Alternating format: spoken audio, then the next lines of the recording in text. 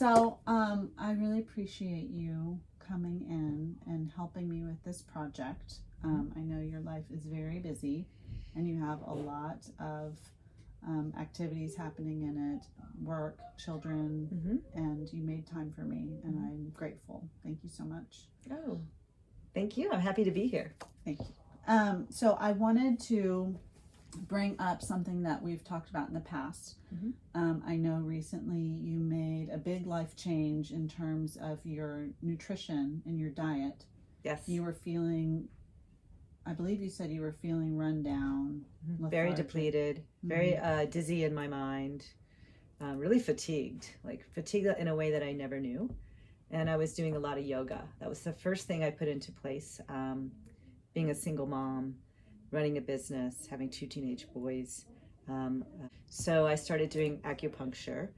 And yes, I always used to say to people that were gluten-free or dairy-free, like, oh, I eat everything. I just love to eat everything. However, now I'm gluten and dairy-free, and I'm actually loving it. I've noticed a huge change in my energy right away, actually, within a couple of days.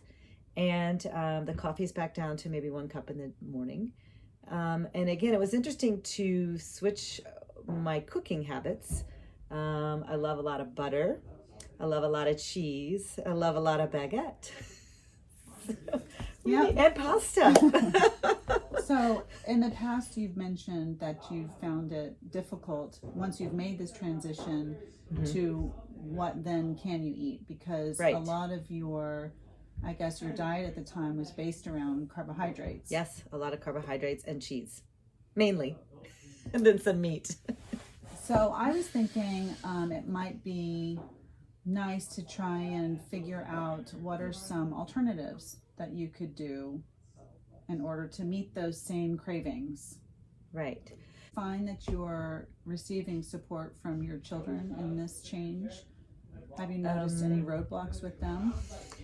No, I still they laugh at me because they know whenever I cut the baguette, put the cheese on it, that I'm drooling over there.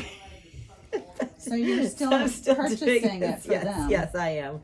Yes, yes. So does that make it hard for you to not eat it when you're still buying it for them? Yes, that's a little bit of a challenge sometimes, but then, as it goes on, I just find other things like some olives or, some celery and hummus or, I've just really been thinking more, again, just whole foods, not box foods. No, that's great. Not the breads. Yeah. I didn't want to just switch over to starting getting a lot of box foods. Just a few things at Trader Joe's. They do have some frozen things.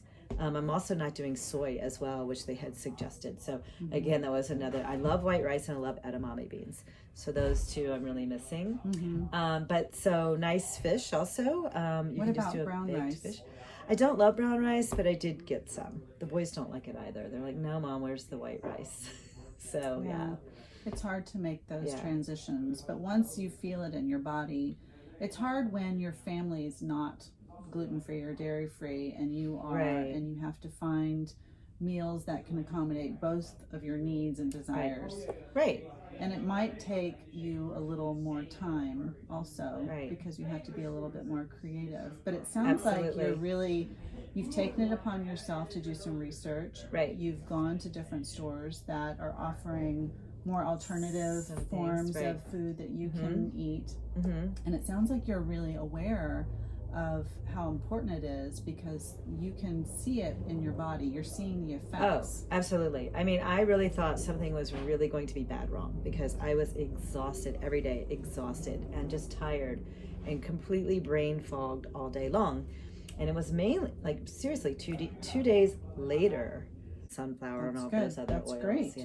It sounds like you're really taking action in your life to make it better and healthier. You should be really proud of yourself for that because that takes a lot. It's a lot of effort.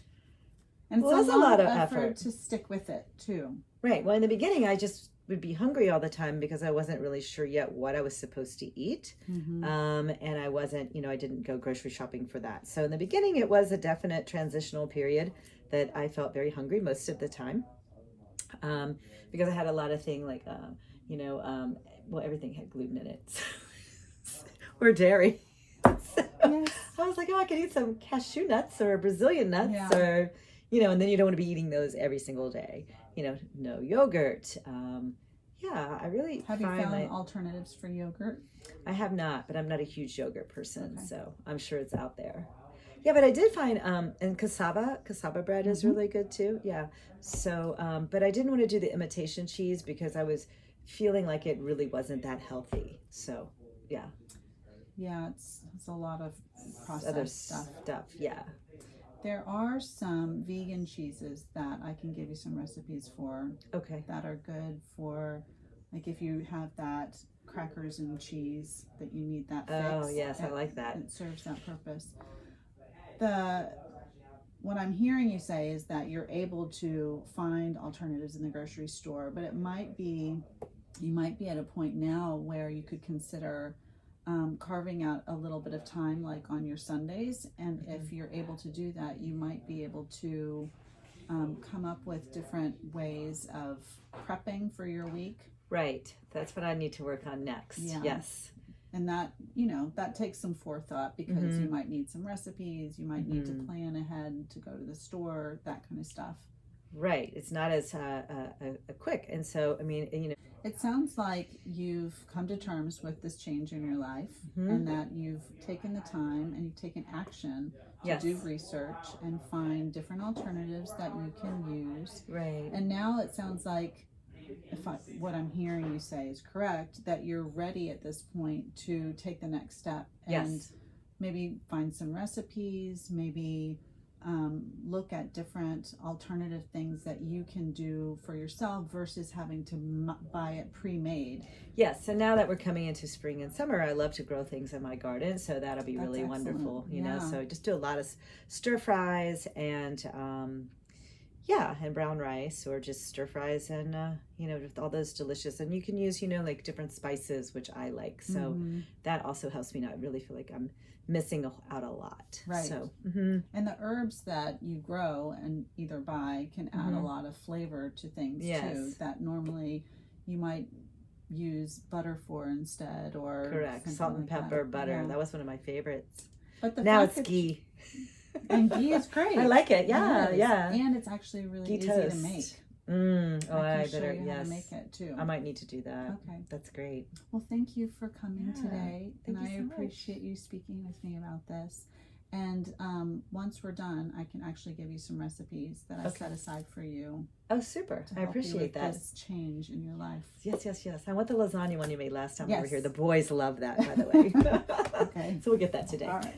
Bye.